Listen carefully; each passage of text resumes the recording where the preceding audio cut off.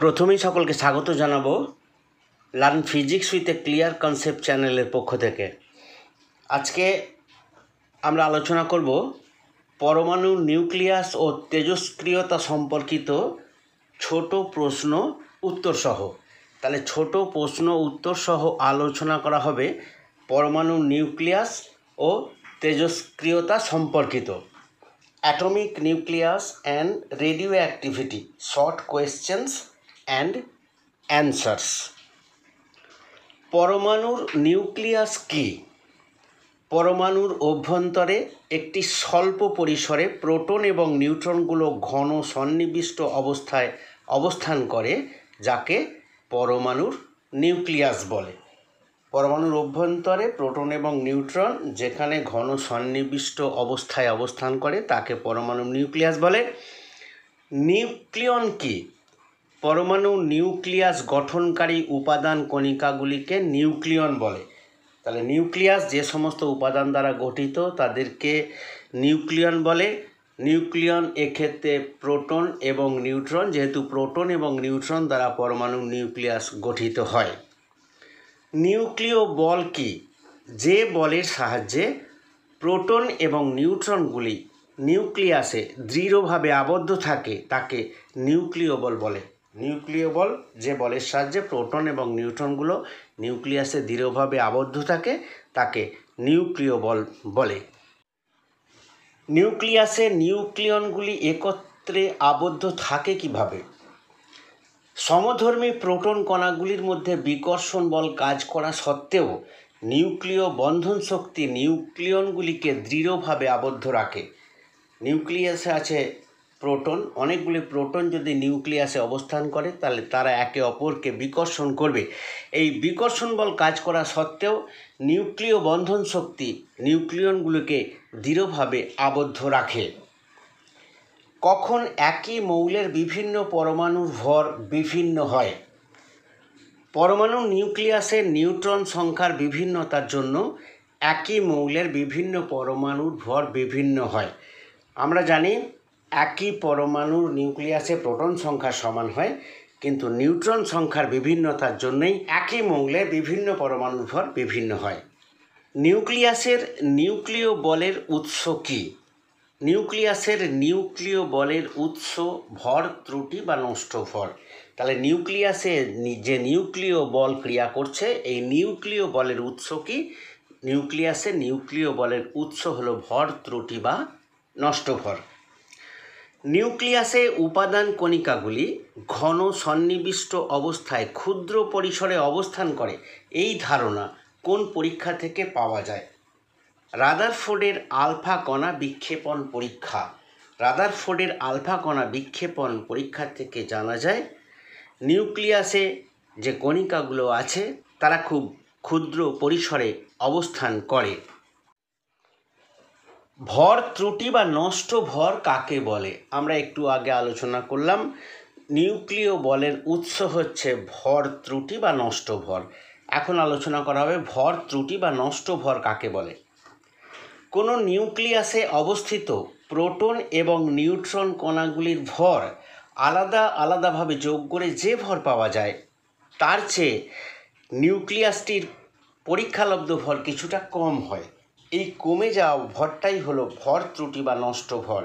আমরা যদি কোনো পরমাণু নিউক্লিয়াসের প্রোটনের ভর এবং নিউট্রনের ভরগুলোকে আলাদা আলাদা করে যোগ করি তাহলে মোট যে ভর পাওয়া যাবে নিউক্লিয়াসটির পরীক্ষালব্ধ ভর তার থেকে কিছুটা কম হবে। এই কমে যাওয়া ভরটাই হলো ভর ত্রুটি বা নষ্ট ভর। তেজস্ক্রিয়তা কাকে বলে? তেজস্ক্রিয় মৌলগুলি তাদের নিউক্লিয়াস থেকে স্বতঃস্ফূর্তভাবে তেজস্ক্রিয় রশ্মি বিকিরণ করে, যা চাপ, উষ্ণতা, চুম্বক ক্ষেত্র, তড়িৎ ক্ষেত্র ইত্যাদি কোনো বিষয়ের দ্বারাই প্রভাবিত হয় না। তেজস্ক্রিয় মৌলগুলির এই ধর্মকে তেজস্ক্রিয়তা বলে। যদি তেজস্ক্রিয় মৌলকে রেখে দেওয়া হয় তাহলে তাদের নিউক্লিয়াস থেকে স্বতঃস্ফূর্তভাবে তেজস্ক্রিয় রশ্মি বিকিরিত হবে এবং যা চাপ, উষ্ণতা, চুম্বক ক্ষেত্র, তড়িৎ ক্ষেত্র ইত্যাদি কোনো বিষয়ের দ্বারাই প্রভাবিত হবে না। তেজস্ক্রিয় মৌলের এই ধর্মকেই তেজস্ক্রিয়তা বলে। তেজস্ক্রিয় রশ্মিগুলি পরমাণুর কোন অংশ থেকে নির্গত হয়? তেজস্ক্রিয় রশ্মিগুলি পরমাণুর নিউক্লিয়াস থেকে নির্গত হয়। তেজস্ক্রিয়তা একটি নিউক্লিয় ঘটনা। এর অর্থ কী? তেজস্ক্রিয় রশ্মিগুলি তেজস্ক্রিয় মৌলের নিউক্লিয়াস থেকে নির্গত হয়, তাই একে নিউক্লিয় ঘটনা বলে। তেজস্ক্রিয় রশ্মি আলফা, বিটা, গামা রশ্মি, অর্থাৎ আলফা কণা, বিটা কণা, গামা রশ্মি এগুলো তেজস্ক্রিয় মৌলের নিউক্লিয়াস থেকে নির্গত হয়, তাই একে নিউক্লিয় ঘটনা বলে। আলফা কণার প্রকৃতি কী? তেজস্ক্রিয় মৌলের নিউক্লিয়াস থেকে নির্গত ধনাত্মক আধান বিশিষ্ট দ্রুতগামী কণা স্রোত। আলফা কণা হলো তেজস্ক্রিয় মৌলের নিউক্লিয়াস থেকে নির্গত ধনাত্মক আধান বিশিষ্ট দ্রুতগামী কণার স্রোত। বিটা কণার প্রকৃতি কী? তেজস্ক্রিয় মৌলের নিউক্লিয়াস থেকে নির্গত ঋণাত্মক আধান বিশিষ্ট দ্রুতগামী কণার স্রোত। আলফা হলো ধনাত্মক আধান বিশিষ্ট দ্রুতগামী কণার স্রোত, আর বিটা হলো ঋণাত্মক আধান বিশিষ্ট দ্রুতগামী কণার স্রোত। গামা রশ্মির প্রকৃতি কী? তেজস্ক্রিয় মৌলের নিউক্লিয়াস থেকে নির্গত ক্ষুদ্র তরঙ্গ দৈর্ঘ্য বিশিষ্ট তড়িৎচুম্বকীয় তরঙ্গ এবং এটি উচ্চ শক্তি সম্পন্ন ফোটন কণার স্রোত। তাহলে গামা রশ্মি কী হলো? এটি তেজস্ক্রিয় মৌলের নিউক্লিয়াস থেকে নির্গত হয় ক্ষুদ্র তরঙ্গ দৈর্ঘ্য বিশিষ্ট তড়িৎচুম্বকীয় তরঙ্গ এবং এটি উচ্চ শক্তি সম্পন্ন ফোটন কণার স্রোত। আলফা, বিটা এবং গামা কণার আধান কী?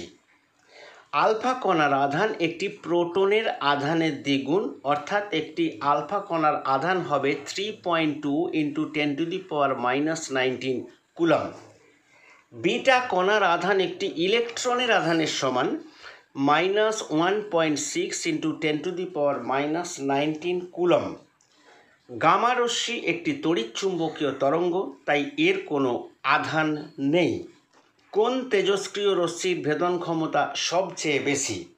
গামা রশ্মির ভেদন ক্ষমতা সবচেয়ে বেশি। আলফা, বিটা, গামা রশ্মির কথা আমরা আলোচনা করেছি, তার মধ্যে গামা রশ্মির ভেদন ক্ষমতা সবচেয়ে বেশি, কারণ এটি একটি ক্ষুদ্র তরঙ্গ দৈর্ঘ্য বিশিষ্ট তড়িৎচুম্বকীয় তরঙ্গ। কোন তেজস্ক্রিয় রশ্মির ভেদন ক্ষমতা সবচেয়ে কম? আলফা রশ্মির ভেদন ক্ষমতা সবচেয়ে কম। আলফা এবং গামা রশ্মির মধ্যবর্তী ভেদন ক্ষমতা সম্পন্ন তেজস্ক্রিয় রশ্মি কোনটি? বিটা রশ্মি। তাহলে বিটা রশ্মির ভেদন ক্ষমতা হবে আলফা এবং গামা রশ্মির মধ্যবর্তী। আলফা কণার ভর কত? আলফা কণার ভর কত? 6.642 × 10⁻⁻24 গ্রাম। এটি হলো আলফা কণার ভর, 6.642 × 10⁻⁻24 গ্রাম। বিটা কণার ভর কত? 9.1 × 10⁻⁻28 গ্রাম। 9.8 × 10⁻⁻28 গ্রাম, এটাই হলো বিটা কণার ভর। গামা রশ্মির ভর কত? এর কোনো ভর নেই, কারণ এটি একটি তড়িৎচুম্বকীয় তরঙ্গ।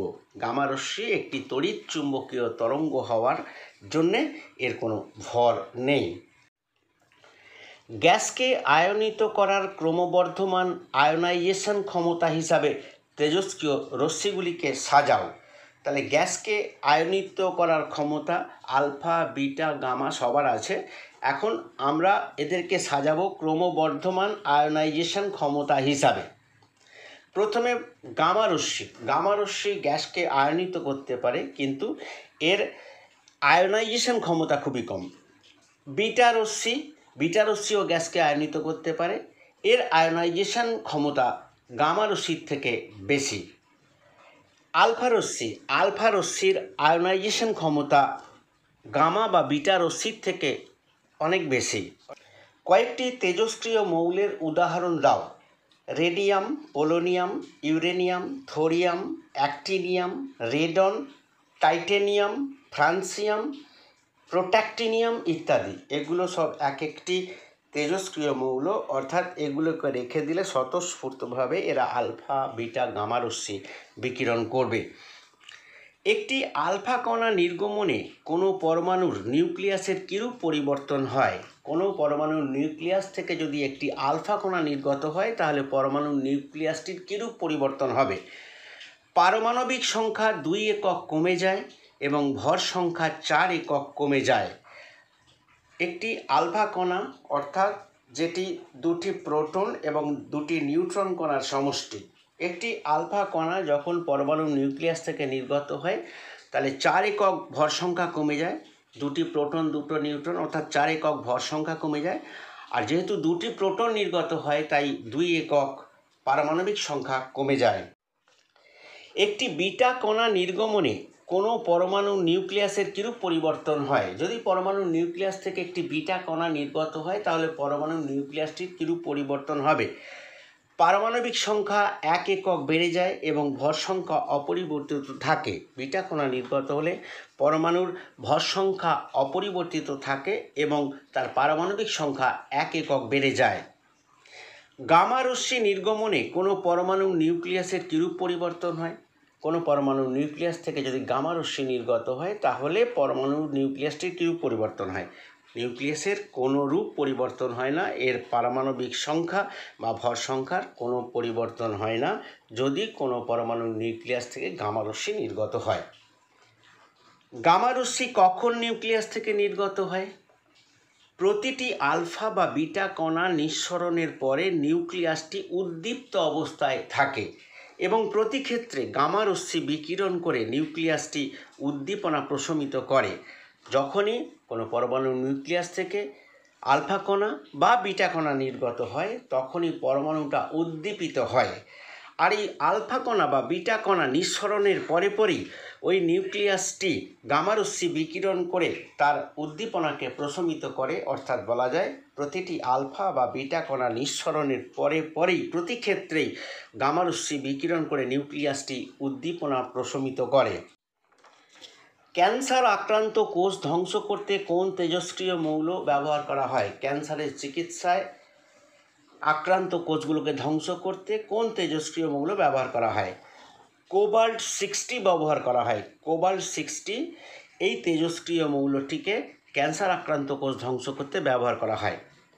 রক্তের ক্যান্সার বা মস্তিষ্কের টিউমার চিকিৎসায় কোন তেজস্ক্রিয় মৌল ব্যবহার করা হয়? তেজস্ক্রিয় ফসফরাস P32 ব্যবহার করা হয়। P32 ফসফরাস 32 ব্যবহার করা হয় রক্তের ক্যান্সার বা টিউমার চিকিৎসার ক্ষেত্রে। থাইরয়েড গ্রন্থির চিকিৎসায় কোন তেজস্ক্রিয় মৌল ব্যবহার করা হয়? তেজস্ক্রিয় আয়োডিন I-131 ব্যবহার করা হয়। থাইরয়েড গ্রন্থির চিকিৎসার ক্ষেত্রে তেজস্ক্রিয় আয়োডিন I-131 ব্যবহার করা হয়। পারমাণবিক শক্তি কেন্দ্রে তড়িৎ শক্তি উৎপাদনের জন্যে কোন তেজস্ক্রিয় মৌল জ্বালানি হিসেবে ব্যবহার করা হয়? তাহলে আমরা যে পারমাণবিক শক্তি কেন্দ্রে তড়িৎ উৎপাদন করি এর জন্যে যে জ্বালানি ব্যবহার করি সেটা কি? তেজস্ক্রিয় ইউরেনিয়াম বা তেজস্ক্রিয় প্লুটোনিয়াম ব্যবহার করা হয়। তেজস্ক্রিয় ইউরেনিয়াম বা তেজস্ক্রিয় প্লুটোনিয়াম ব্যবহার করে পারমাণবিক শক্তি কেন্দ্রে তড়িৎ শক্তি উৎপাদন করা হয়।